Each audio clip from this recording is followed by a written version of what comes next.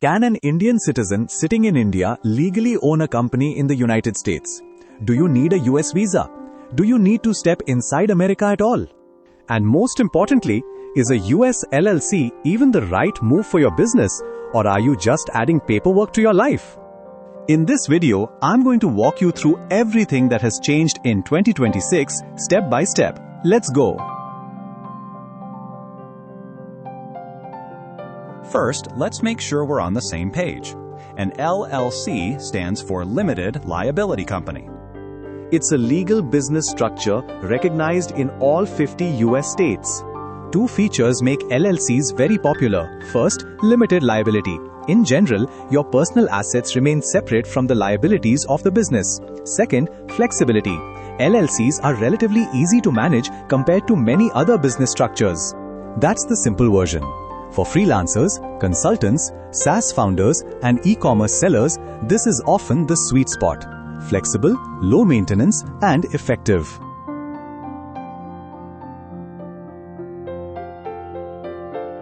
This is the question everyone searches for, and the answer is very clear.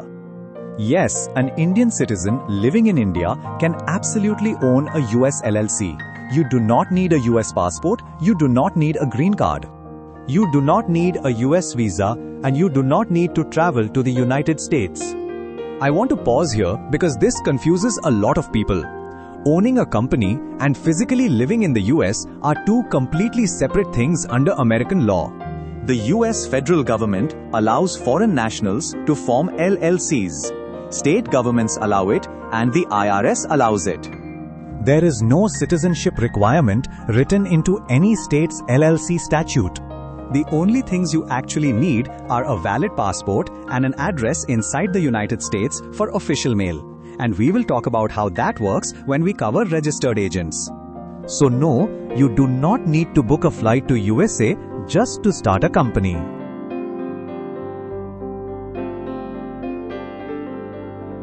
You'll often see US LLCs being used by SaaS founders, consultants, e-commerce sellers, and digital businesses.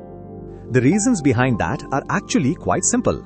First, international clients trust US companies more. This is not about quality, it's about trust. A US entity often sounds more credible to a client in USA than a sole proprietorship or company registered in India. Second, payment platforms and international banking solutions tend to integrate more smoothly. Third, if you sell to US customers directly, SaaS subscriptions, digital products, coaching programs, Amazon FBA, the entire ecosystem is built around US entities. Banking, invoicing, tax forms, everything fits. And last, future fundraising opportunities may become easier. However, this is important. Not every business needs a US LLC. If all your customers are in India, all your payments are in INR, and you have no immediate international expansion plans, a US LLC may not provide enough benefit to justify the additional compliance requirements. A US LLC should solve a business problem. It should not be created simply because someone on social media said it was a good idea.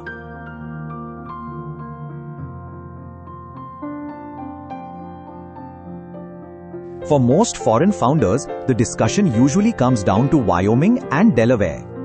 Wyoming is popular because of lower maintenance costs, business-friendly regulations, privacy advantages, no state income tax.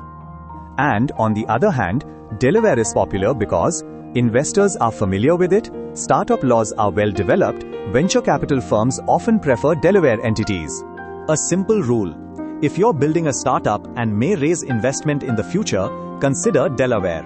If you're running a consulting business, agency, SaaS product, or e-commerce operation and want simplicity, Wyoming is often a strong choice.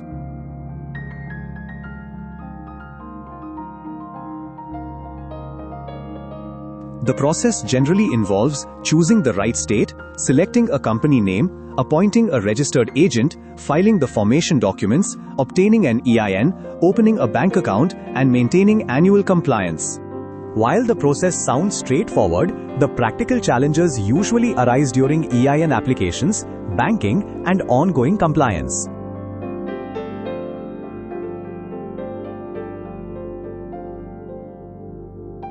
Over the years, I've noticed a few common mistakes. The first is assuming that forming an LLC means there are no tax obligations. That is not true. The second mistake is ignoring ongoing compliance requirements. Formation is a one-time activity. Compliance continues every year. The third mistake is focusing only on US requirements and completely forgetting Indian regulations. This is something many international service providers don't discuss. Depending on the facts of your case, Indian compliance requirements may also arise, and those should be reviewed before forming the structure. The fourth mistake is opening an LLC without a clear business objective. A company should support an existing business strategy. It should not be the strategy itself. Let me share something we see quite often. A founder forms a US LLC online because the process appears inexpensive. The formation gets completed successfully. A few months later, they discover they still need annual filings, compliance monitoring, tax reporting, banking support, and guidance on the both Indian and USA side compliances. The LLC itself was never the difficult part. Understanding the obligations that come after formation is where most people struggle. That's why planning before incorporation is usually more important than incorporation itself.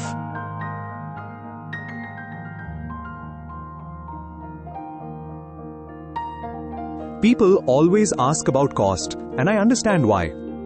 While the formation fees themselves are generally not very high, it's important to look beyond the initial registration cost. The real expense is often not the incorporation itself, but ensuring that the structure is set up correctly and that all ongoing compliance requirements are properly managed. Because the real cost is not the filing fee. The real cost is getting it wrong. If you pick the wrong state, you pay unnecessary taxes. If you mess up your EIN application, you wait weeks for a correction. If you forget your annual report, your LLC gets dissolved. If you ignore Indian compliance, you get notices and penalties. We have fixed more of these problems than we can count. And in almost every case, the founder said the same thing. I wish I had just spoken to someone before filing anything. So here is my suggestion. If you just want the cheapest possible filing, you can absolutely do that yourself. The state websites are public. The forms are available. But if you want it done correctly, with both US and Indian compliance considered from day one, that is a different conversation. And every founder's situation is different, so there is no single price I can give you in a YouTube video, because that would not be honest.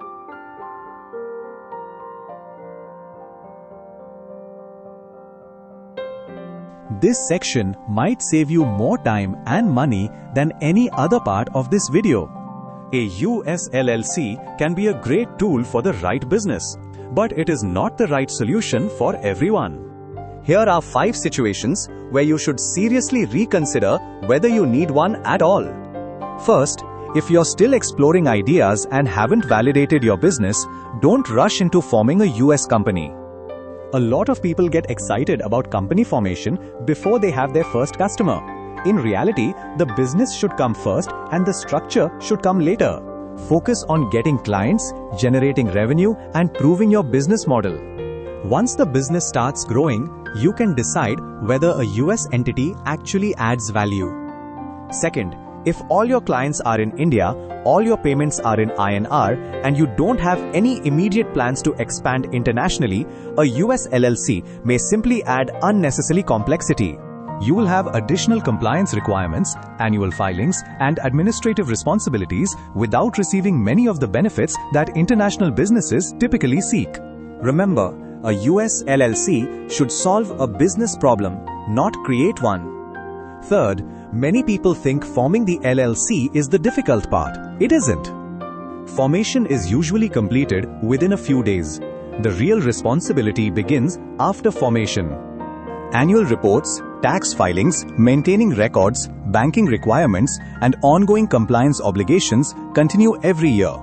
If you're not willing to track deadlines and maintain the company properly, the LLC can quickly become a burden rather than an asset. Fourth, this is becoming increasingly common.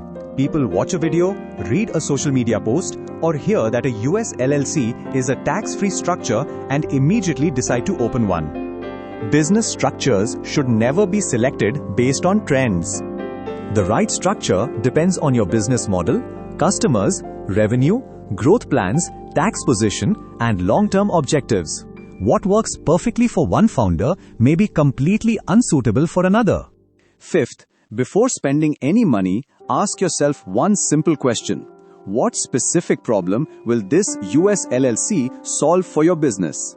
If the answer is unclear, wait. But maybe you need a US presence for clients.